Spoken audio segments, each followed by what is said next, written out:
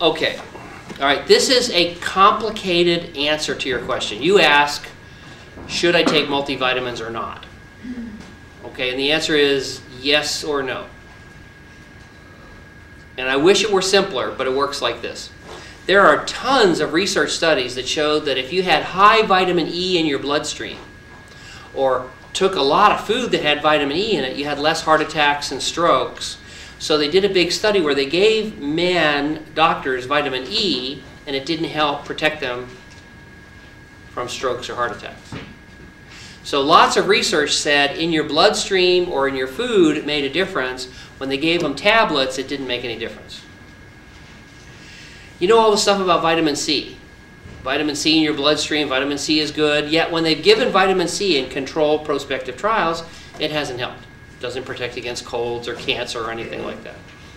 Okay, so the vitamin doesn't work.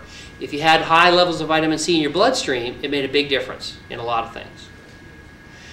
Vitamin A, beta-carotene, you know it's in carrots and everything, looks great if it's in your bloodstream. If you eat a lot of carrots, you have lower risk of lung cancer and all kinds of things. So the Veterans Administration says, we're up to our aspirations in veterans with lung cancer because they're all smoking.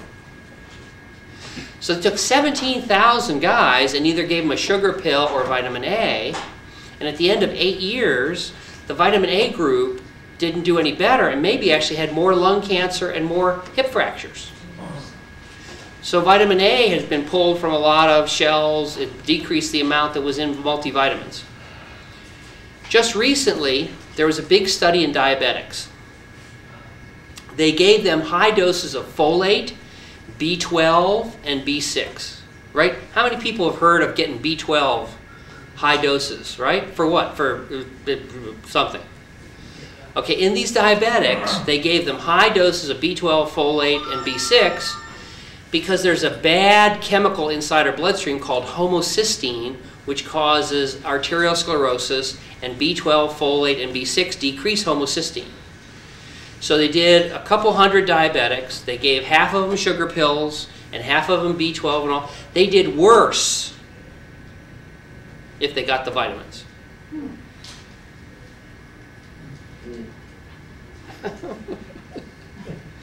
I don't want to tell you this. It's not what I want to just read, okay? About a year ago, they looked at people and they found that if you had a lot of selenium in your bloodstream or vitamin E in your bloodstream, you had lower risk of prostate cancer. So for 8 years and 10,000 people, they were going to study, and they stopped it early because the people getting the medicine didn't do any better. Maybe we're doing a little bit worse. Okay, so let me summarize this. I could do a dozen more studies. The pill of the vitamin doesn't work. The food that had the vitamin, magic. What does America want? We want to have a Diet Coke, a Twinkie, and a vitamin pill. We don't want to go out and harvest fresh vegetables and eat fresh, healthy foods because that's annoying. It's hard to make fresh, healthy food. A Twinkie is in a piece of plastic you can keep in the glove compartment for 10 years and then have a Twinkie.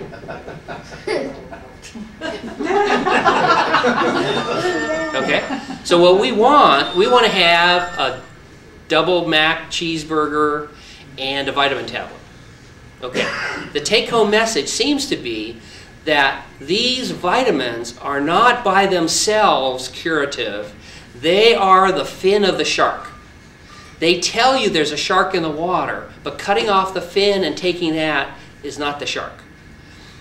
They are a red flag that tells us that healthy food is good for us and that a vitamin E tablet by itself is not helpful. So the bottom line is eat a healthy diet. And I know you want to get on after that and get to the vitamin question. But the vitamin question is telling us hundreds of research studies, eat a healthy diet. And tablets, now, there are a couple of times and a couple of studies where some things help. So iron helps. But proferrin is now the new iron. So your vitamin tablet becomes a little bit less important. And there's another vitamin in which we may be seeing that the vitamin tablet by itself helps, and that's vitamin D. Okay, here's the hot new research on vitamin D. My patients are calling me all the time saying, "Oh my gosh, Dr. Rutledge, I found an abnormality in my blood test after the surgery." I said, "Oh goodness, what is it?" "I'm really low on vitamin D." And I go, "Oh." That'd be like someone calling me and saying, "My grass after my MGB is green and the sky is blue after my MGB." You go, well, they probably were green and blue before the surgery too. Most of our patients haven't checked their vitamin D before surgery. When you do, the new research shows most of Americans are low on vitamin D. And tablets of vitamin D might be helpful. Where we get most of our vitamin D is from the sun. And remember, of course, we've had all the dermatologists say, stay out of the sun. So now you're in a difficult situation. We think that supplemental tablets of vitamin D may be good. Probably some additional sun is good, but not going over the top and doing too much. And the vitamin tablets are still probably helpful, but most importantly is a healthy diet.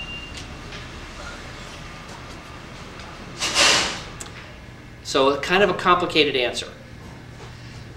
I'll summarize again. The vitamin tablets may not be that important. So we don't need to take them 3 times a day?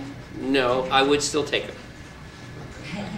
And then at the end of a year, I would measure your numbers. And if you have high numbers on anything, I would cut back. And if you have low numbers on anything, you might have to increase.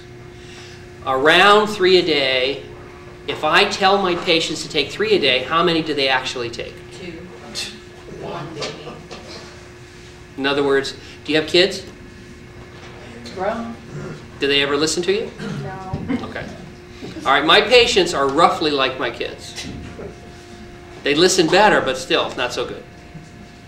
Okay? So, at the end of a year, get your blood tested, and you'll find probably that if I tell you to take 3 and you end up taking 2, you'll be about right. We've done this for 10 years, more than 10 years, and 5,000 people, so it's about right.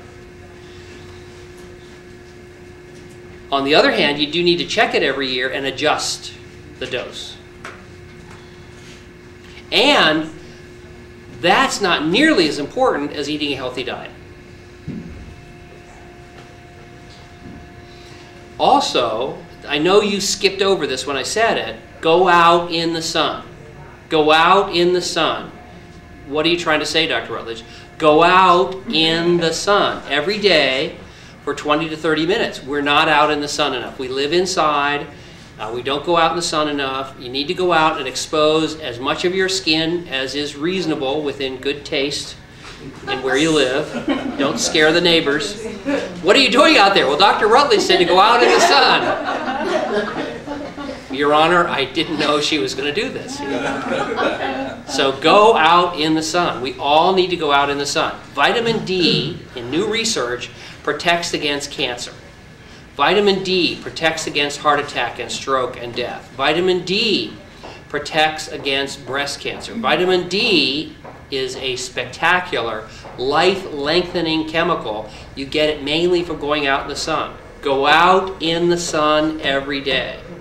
Get out of doors, go out in the sun. Now, listen to me, my children. It does not mean go out and get baked to crisp. Right? You don't go out, just stay out there until you get red as a lobster and burn, because that causes skin cancer, and the dermatologist will come and get me. But every day, at least 20 or 30 minutes out in the sun. That's the new research, and it's life and death. It's life and death. More sun, longer life, healthier life, more vitamin D. And a healthy diet, don't worry quite as much about the pills. I wish it were simpler. We could just say take the pills, but the healthy diet is the foundation of a long and healthy life.